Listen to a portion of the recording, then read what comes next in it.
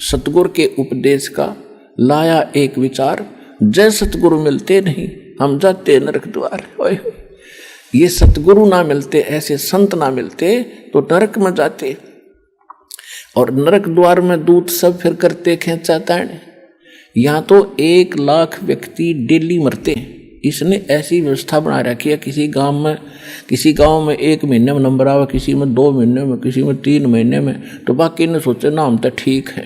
उसने इतना बड़ी व्यवस्था कर रखी, 1 लाख व्यक्ति निकाल ले जाता है, और 1 लाख ही चलेंगे, देखो कितनी भीड़ हो जाती है। तो और भक्ति किसी के पास है ही नहीं, भक्ति जब शुरू होगी वो तो अलग जाएंगे, उस टोल में नहीं जाएंगे, उस झुंड में नहीं जाएंगे जिनको यम के दूत कूट कूट के ले जाते। तो यहाँ से वो 1 लाख को ले जाते हैं, पहले तपतशिला पे भुनने जाते हैं, वहाँ के बाद फिर लाइन लगा दी जाती है धर्मराज के सामने, उनका अकाउंट होता है, उसके जैसे जिसके संस्कार हैं उनको वहीं भेज दिया जाता है। जिनका नरक का संस्कार होता है उनको पूरा ग्रुप को यम के दूत, 12 करोड़ यम के दूत है, 12 करोड़ चारों तरफ भाले ले खड़े हो जाते हैं, जैसे पशुओं को फाटक में रोक क्या करें, ऐसे उनको कूट।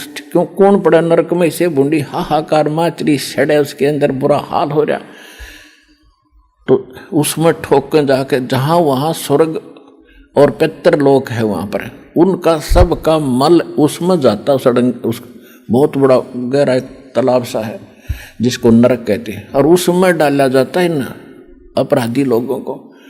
उस नरक में कौन पड़े, दे लट्ठम लट्ठा उनका जबरदस्ती ठोके, वो उल्टे बाजे, वो जब के दूत उनका सीधे ठोके भाले, तब डरते पड़े उसके अंदर। तो कहते हैं नरक द्वार में दूत सब वहाँ करते खेचा ताण, उनते कबू ना छूटता फिर फिरता चारों खान। 4 खानी में भरमता, 4 खानी यानी 4 प्रकार से जीव उत्पत्ति होती है, जैसे अंडज जो अंडे से उत्पन्न होते हैं पक्षी, और जेरज जैसे पशु हैं, मनुष्य है, ये जेर से उत्पन्न होते हैं। इस तरह के ये 4 प्रकार की खानी, श्वेतज, सवतज और जेरज, अंडज। और कहते हैं 4 खानी में भरमता, कभू न लगता पार, सो फेरा सब मिट गया मेरे सतगुरु के उपकारे। कि इतने दुख उठाने पड़ते थे, सतगुरु ना मिलते थे, और सतगुरु के मिल जाने से ये बाईपास निकाल दिया, आपको सारा झंझट मिट गया। जहाज में बैठ के जाओगे, विमान में परमात्मा के साथ जाओगे आप, आपको इतना सुख मिलेगा इस भक्ति से।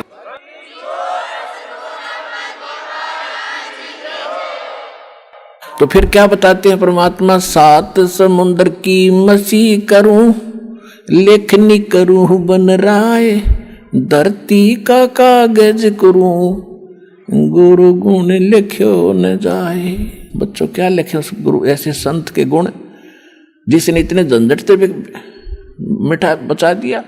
एक कुत्ते के जीवन को लिखना शुरू कर दो, वो कैसे जीवन जीता है, सुबह उठता है, सारी रात भौंकता है, गली में पड़ा है, ऊपर से सर्दी हो रही है, शीत लहर चल रही है, सारी रात भूखा मर रहा है, फिर स्वभाव है भौ रखना, वो उसने फिर भूख गणी लाके सुबह उठता ही जाता है, फिर किसी का दरवाजा खुलते ही कहाँ जाता है, रसोई की तरफ। क्यों, मैं कहा उसने छौंक की। जब तक चौधरी साहब भक्ति करी कोई ना, हांडी पाक रहा था, किसने देखा भगवान, और बन गया कुत्ता पूछड़ दो आकर कोठी के बाहर न बैठा अपनी के बाहर। अब अंदर घुसने की चेष्टा करता, रसोई की तरफ भाग गए। वो रसोई में कौन जान दे उसने, मूर्ख ने। पहले तो करेंगे, फिर कोई उठाकर लठ हिसा मारा उसका ढूढ़ी पे, कमर पे, ट्या ट्या ट्या करता, पता नहीं गली में कड़ा जा खड़ा होगा कहाँ। फिर दूसरे घर में जाता है, वहाँ तो उसने मिल गया जो मिलना था, लठ। फिर दूसरे में कोशिश करता, वहाँ घुसूँ फटाफट के में मिला खान ने, वहाँ उसके भागे लठ मिल रहा है, कोई टोक मिले। जब वहाँ भी उसका लठ लग गया तो फिर वो कहाँ भागता, बाहर जंगल की तरफ जाता, वहाँ क्या खाता है, टट्टी खाता है। और आज वो अफलातून पाक रहने का किसने देखा भगवान। तो ये भूल लाग रही थी, इस भूल को मिटाने के लिए परमात्मा ने दास की सेवा दी है, और यह भूल मिटनी चाहिए प्रत्येक प्राणी की। अपना पीछा छुटवाओ, अपने निज घर को चालेंगे जहाँ सदा सुखी रहेंगे।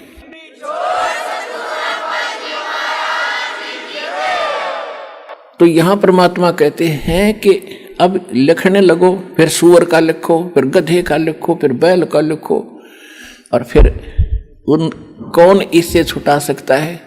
तो कहते 7 समुद्र की मसी करूं और लेखनी करूं बन राय, धरती का कागज बना लूं तो गुरु गुण लिखा न जाए।